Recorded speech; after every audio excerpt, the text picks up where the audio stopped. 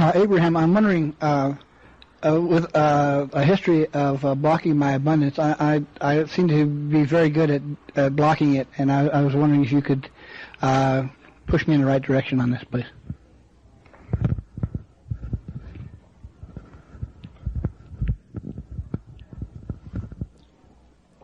The most important thing for you to acknowledge is that every subject is not one subject, but two. The subjects of abundance or dollars is not one subject, but two. There is the subject of the dollars, having the dollars, and then there is the subject of the lack of the dollars, or the not having. Now, as physical beings, most of you have not been trained to acknowledge that you are the attractors of your experience. You are knowing that now. We know you are knowing. The reason you attract is because you vibrate. And the reason you vibrate is because you think.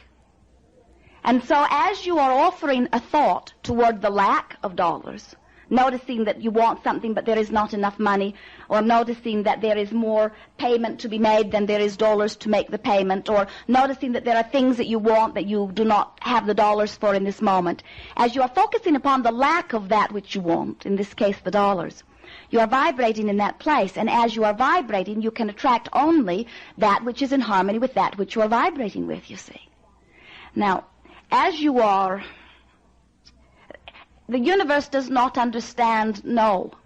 And the universe does not understand saying this is something that I do not want. Whenever you give your attention to something, it is a literal summoning of it by your vibration, you see. And so there are two processes that we would encourage you to utilize. The first, and both processes are with the purpose of changing your physical vibration for the attraction or the allowing of what you are wanting.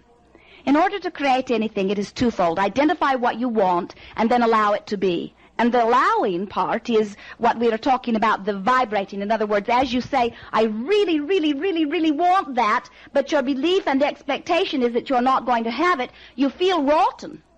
And that is a very essential thing to recognize. When you don't feel good, you are negatively vibrating. And when you're negatively vibrating, you are resisting something that you are wanting or attracting the lack of something that you do want, you see. And so really all that is necessary is that you pay attention to the way that you are feeling. And as you are feeling good, you are attracting what you are wanting regarding the subject of your focus.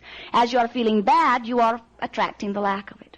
The reason that we are emphasizing, and we will spend a great deal of time talking about emotion here tonight, is it is not possible for you to monitor your thoughts. You have been trained to be very objective, haven't you? You weigh the pros and cons of everything, the pluses and minuses. You look at it from all angles, and as you do that, what happens is you hold yourself in this very physical, very slow, very low vibration of lack. Your inner being exists in a place of pure positive energy. You are acknowledging that much of the time. Your inner being does not acknowledge lack, not in your inner being's experience and not in your experience. And so what happens when you get focused upon the lack of something, and you know you are because you feel rotten, when you get focused upon the lack of something, your inner being cannot vibrate with you. We say he hightails it off into the bushes. Someone said, Abraham, it isn't very nice that my inner being forsakes me when I need him most. And we say it is not a matter of him forsaking you, for he is always focused upon you. But there are times when you are vibrating out of harmony with that which your inner being is. And in those times you cannot receive that broader guidance, you see. And in those times, you see, it is very nice of your inner being, with all of the powerful focus that your inner being has amassed, not to give his full and undivided attention to you when you're focused on lack. Because when you are focused upon lack, whatever you are focused upon, he is offering power to, and your inner being is wise enough not to do that, and what you are wanting to do is to become wise enough not to do that also. And so here are two processes that will be very helpful to you, and you will hear others as we are moving forward. But these are the two most specifically pointed to what you are wanting. Put some dollars in your pocket. 100 is a good sum. Someone said, Abraham, I didn't have 100, so I put an IOU. Is that good? I said, it is not very good to walk around with a debt in your pocket vibrating about it. Put some dollars in your pocket, and as you are moving through the day, notice how many things you could exchange for those dollars.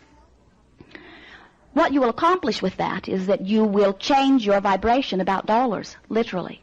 Now think about it. As you move through the day, how many times do you say, oh, I would really like to do that, but I can't afford it? Focusing on lack, vibrating in that place of lack, you see. How many times do you say, oh, that is far too expensive. They're crazy to ask such a big price for that. Anytime you are focused upon something where you are feeling that negative emotion, you are negatively attracting. And so what is happening is, if you do not have the abundance in your experience that you are wanting, the balance of your scale is just tipped a little more to the lack side than it is to the abundant side.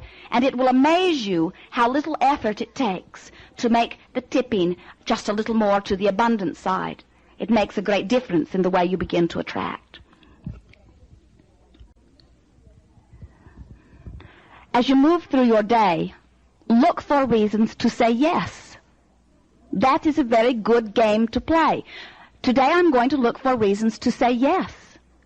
Now what this will achieve with you, it will help you notice how many times you say no.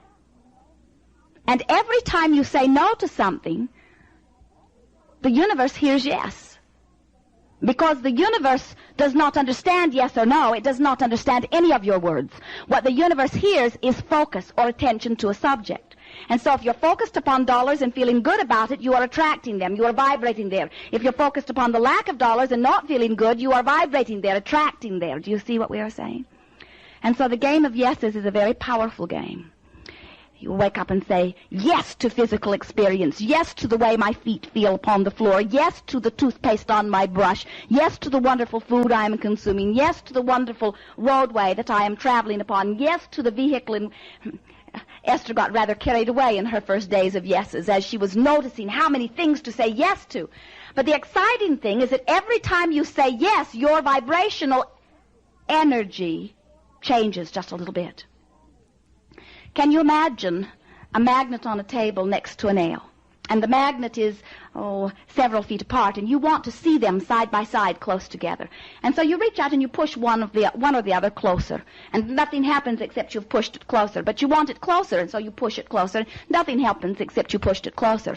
But then all of a sudden, the harmony between the two, it is close enough that that nail is drawn swiftly to the magnet. You are getting the picture? This is what happens when you consciously look for reasons to feel good. You literally change your vibration, your physical vibration, until it reaches a vibrational level that you can harmonize with who you really are. And that's when you get inspired. That's when all emotional excitement comes. That's when enthusiasm comes. That's when you connect with your true power. That is true blendedness. If you're wanting to be blended with your inner being, we say you must be in a place of positive energy, because that's where your inner being is. You have spent thousands of lifetimes reaching that place, and so if you are wanting to benefit from all that you have been before, then it is of great advantage to you to look for reasons to feel good, to look for reasons to say yes. Our friend offered us perhaps the best picture that we have to offer to you. He was watching a very large ship coming in to be docked, which would be tied with a very large rope, nearly 1 foot in diameter, too big and heavy to throw across the expanse of water. And so instead, a small ball of twine was tossed across, and that was spliced into a bigger rope, which was spliced into a bigger rope, which was spliced into a bigger rope, which was spliced into a bigger rope, until eventually that very large rope was easily pulled across the water. This is the way your thoughts dovetail into one another. And so what your objective is to get hold of a little piece of positive twine and pull on it, and law of attraction will shine upon it and make it more, give you more and more and more, until usually within a few seconds, certainly within a few minutes, you can consciously and deliberately raise your physical vibration from wherever you are to a place that you can connect with who you really are, and that's when your insight comes. That's when your best decisions comes. That's when you open to the abundance that you have launched. You have launched enough abundance to keep you busily spending for 10 or 20 lifetimes, you see. Even more. But it is the allowing part that you are wanting to work upon. And looking for reasons to say yes will change your vibration in such a way that all of this that you have amassed can flow into your experience. Make sense to you? Good. I write a